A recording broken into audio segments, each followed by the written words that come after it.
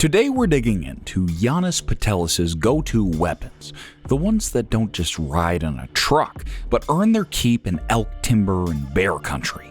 These aren't wall hangers or range toys, they're field-proven, hunt season after hunt season tools. So what does a no BS meat eater host actually trust when the pressure's on? Let's break it down. Number 1. Tikka T3X and MDT HNT26 chassis. Janis Putelis carried this little sleeper of a rifle on the Montana limited quota mule deer hunt that Meat Eater released last December.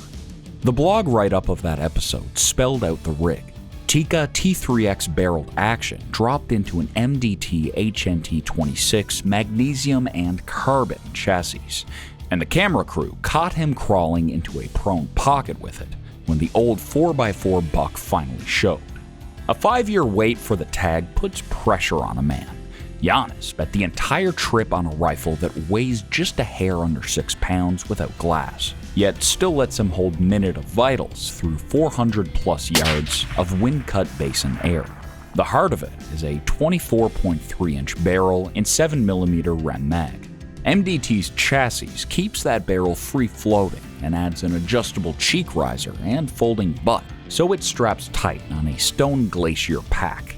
Average 5-shot groups cluster right around an inch with Meat Eater loads, and several drop below 3/4 when he does his part.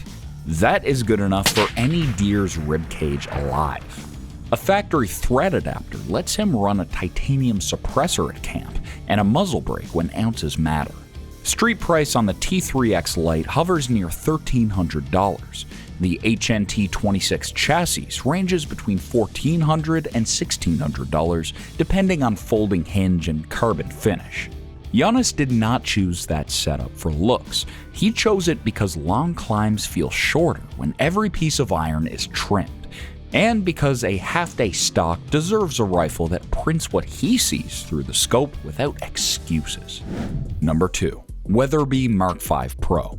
When Yanni filmed the How to Pick a Rifle Gear Shed episode, he reached for his Mark V Pro to show what good stock geometry feels like. Carbon-wrapped steel, adjustable cheek, and a 3-position safety.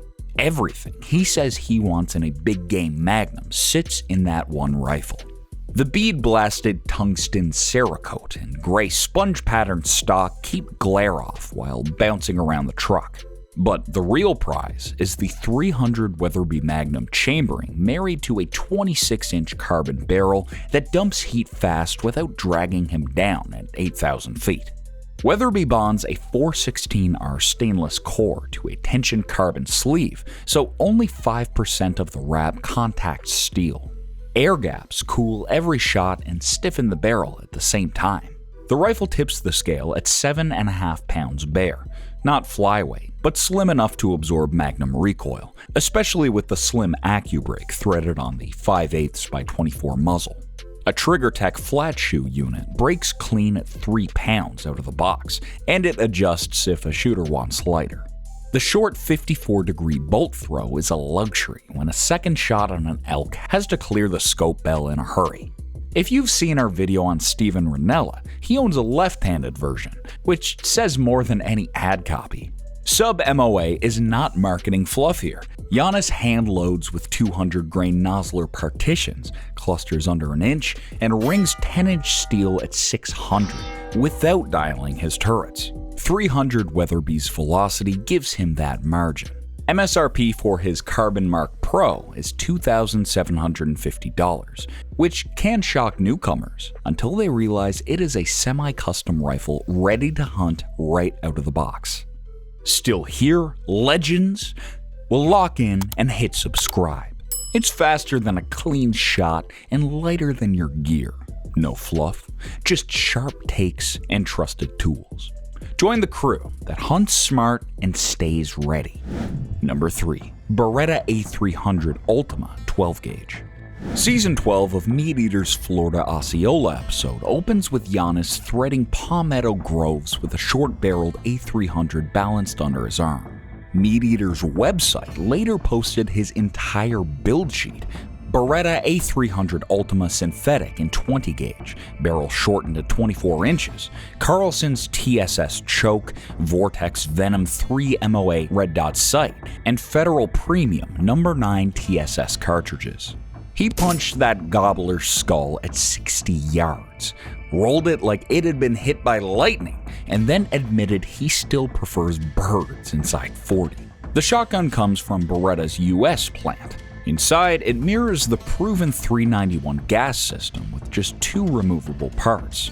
Enlarged bolt handle and release button means no fumbling at dawn, and a beveled loading port lets him slip shells in by feel.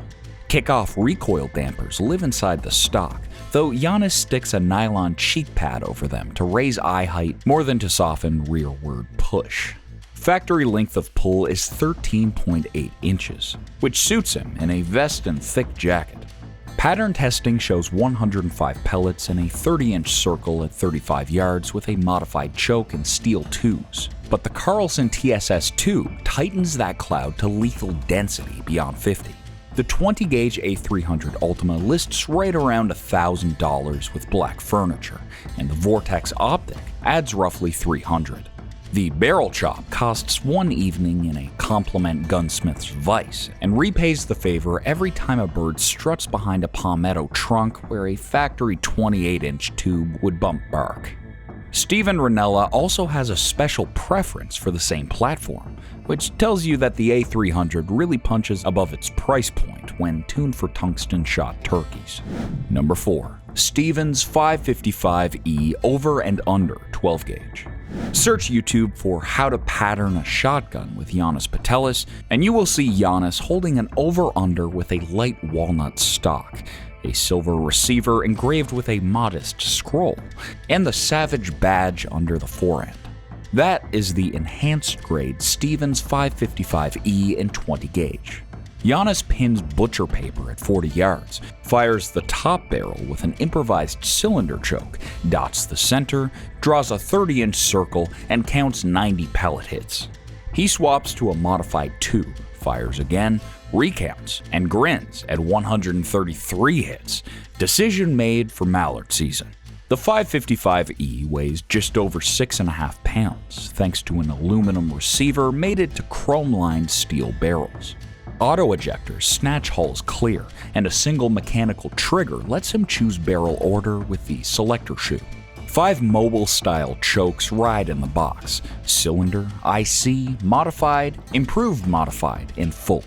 MSRP is $879, only $200 above the basic grade, yet you get the prettier walnut engraved side panels and ejectors instead of extractors, small luxuries that never hamper field durability. Janis likes this gun for ducks over decoys, for the odd grouse walk when time allows, and for introducing new shooters because the stock lifts easily to a small-framed face. A 6.5-pound shotgun swinging modified at 40 yards behaves almost telepathically once patterned, and that is exactly what his video sets out to prove. Now, he's not married to any brand, but the 555E earns its space in the safe by doing the job without excuses and without extra ounces. Number 5. SIG P322. Scrolling Instagram in early May last year, followers saw a video of Janis Putelis at the range with his daughter shooting a SIG P322. The caption read, in part, "a lot cheaper than the 10mm. That single sentence ties the rimfire directly to his bear country sidearm practice. The P322 is SIG's polymer-framed 22 LR pistol, purpose-built instead of a caliber conversion. 20 rounds ride in a flush magazine, and the gun keeps full-sized P320 ergonomics while slimming the grip for smaller hands.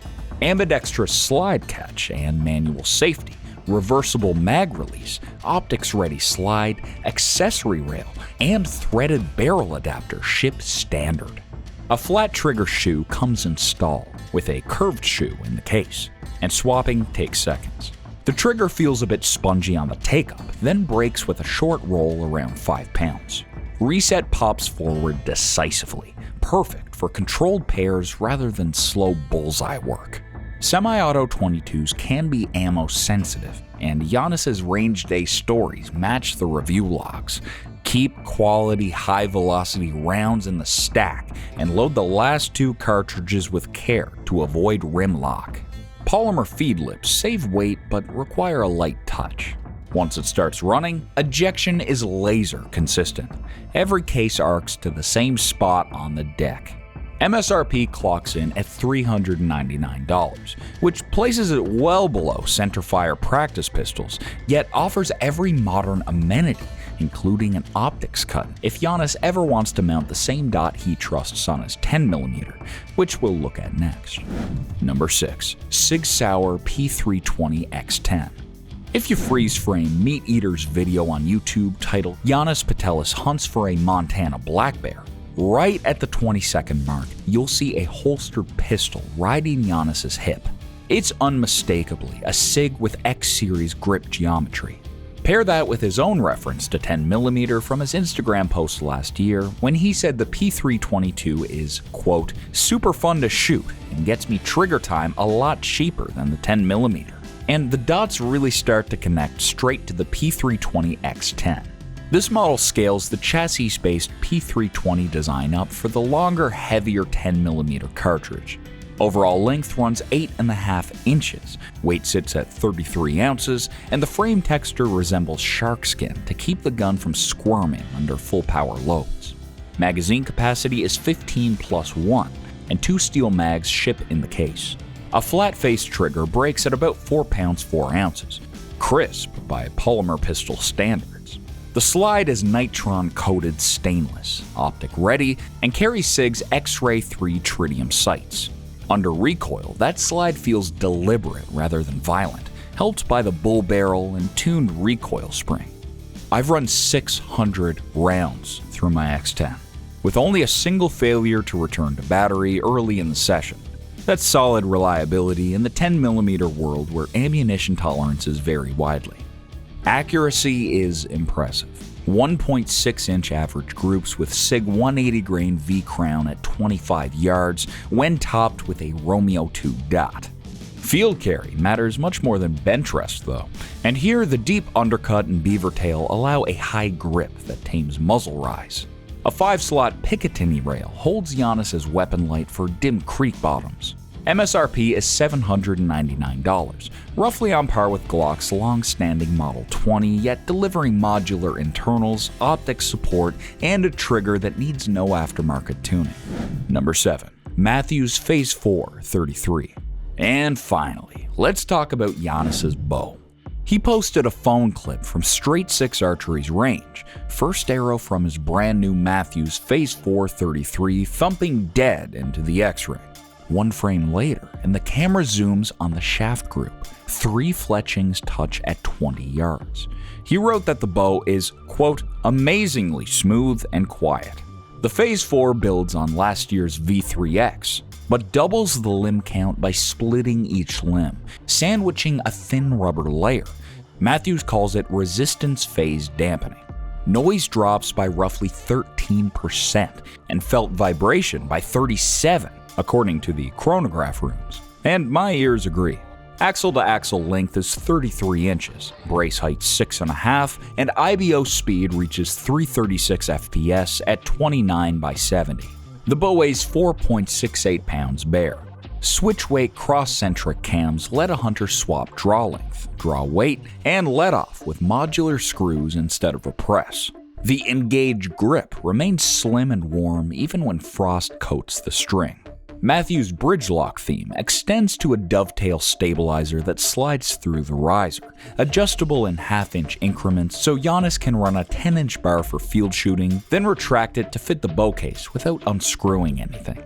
Janis pairs the bow with Easton Axis 4mm shafts built by DCA Custom Arrows and a Spot Hog triple-stack multi-pin sight.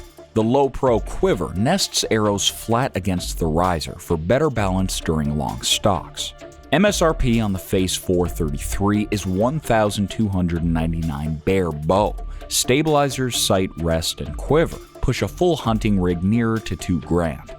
But the payoff arrives in the form of utter silence on release, a priceless trait when a bull elk spins at the faintest creak. And that's it for the gear Janis Putelis carries when the pressure's on and the season's short. Got a similar setup or a question about one of these rigs? Maybe care to share some hunting stories with us? Guys, drop it down in the comment section below. And while you're down there, please don't forget to like, share, and subscribe for more of these breakdowns.